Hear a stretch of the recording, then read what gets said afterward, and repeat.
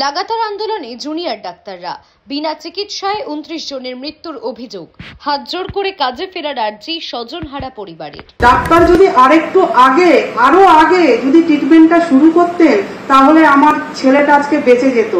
আমি ওখানে পৌঁছিয়েছি 9টা 5-10 মধ্যে, আর আমার ছেলে মারা গেছে 12:30টায়। তাহলে এত ঘন্টা আমি দৌড়াদৌড়ি করেছি, কিন্তু একটা ডাক্তারও পাইনি, একটা ডাক্তারও আসেনি একটা এমার্জেন্সি পেশেন্টকে দেখতে। যে তিলোত্তমার সাথে যে অপরাধটা হয়েছে সেই অপরাধী কঠোরতম শাস্তি পাক। আজ আমার ছেলেটা যেমন বিনা ট্রিটমেন্টে মারা গেছে, আমিও চাইবো আমার ছেলেটার জন্য যেন একটা বিচার হোক। আমিও চাই ডাক্তারদের একটা বিচার হোক, আমিও বিচার চাই।